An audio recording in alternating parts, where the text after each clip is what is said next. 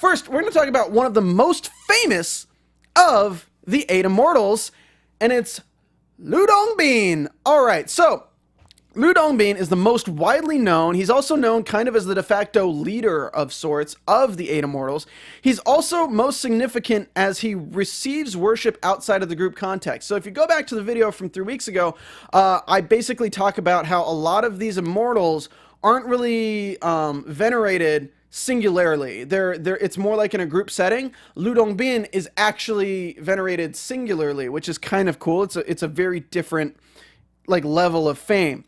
What's also cool is that he's depicted as a scholarly man, but he has a badass sword that dispels evil. Sound familiar? It might sound familiar because that is a very common theme in Xianxia. So let's go through one of his legends, right?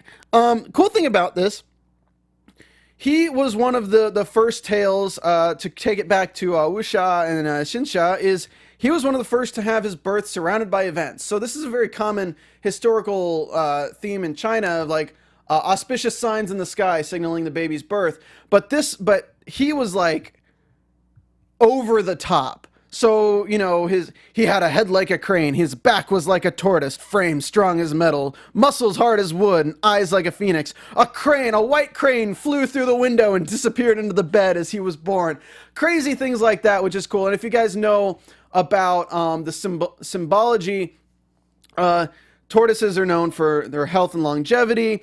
Obviously, the whole thing with metal and wood is like a nature thing, but then white cranes are kind of a symbol of immortality. So it's a precursor to him being an immortal later in his life, which is kind of cool.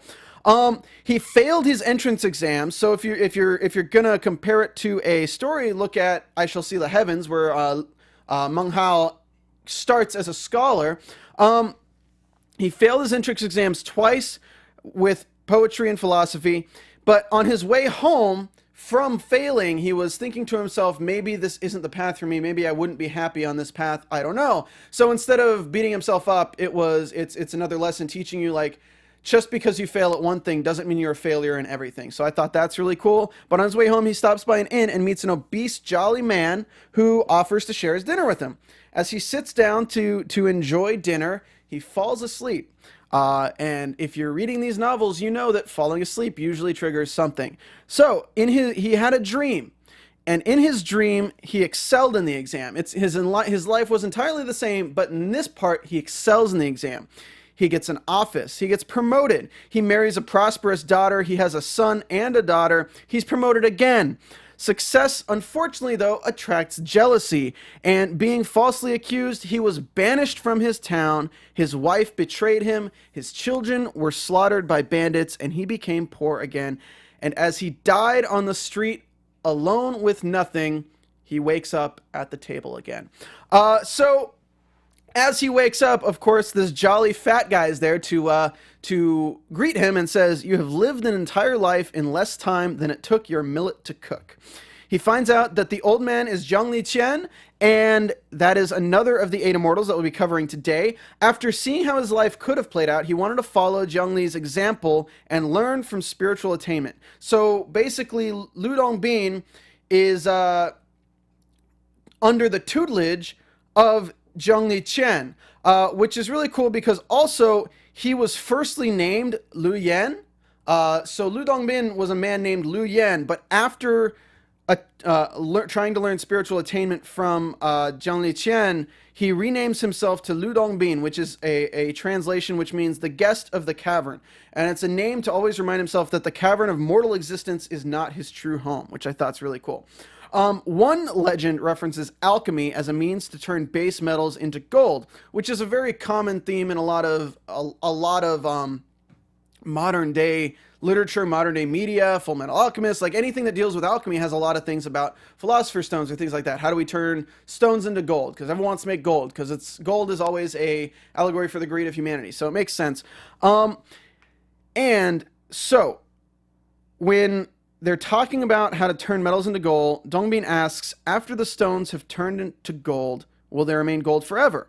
And Qian responds, no, the gold nuggets will revert back after 3,000 years. Dongbin replies, I would rather not learn a technique that could potentially delude or harm people.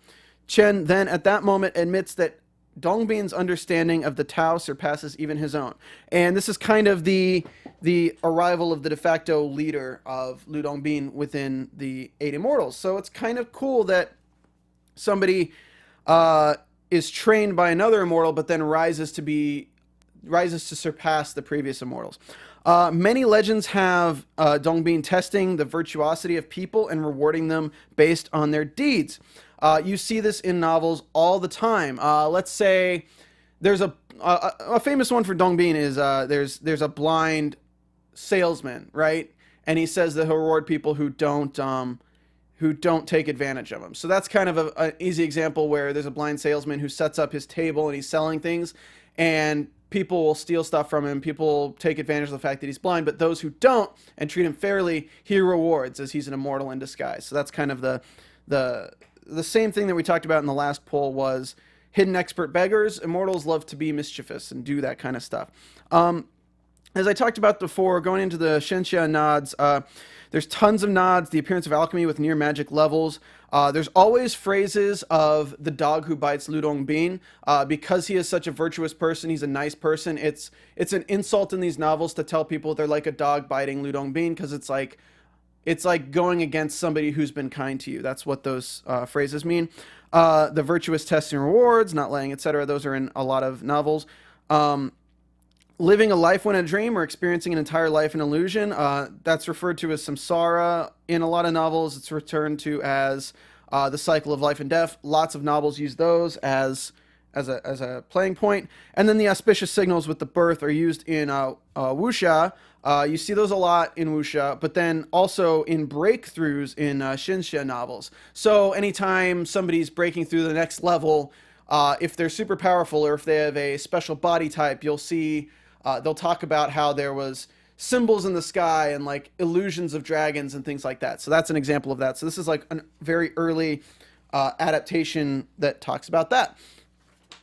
So 104 down. That was Lü Dongbin, which is really cool. If you search him up, look up legends, there's tons of them. There's literally hundreds and hundreds of them. So if you're interested in him, check him out.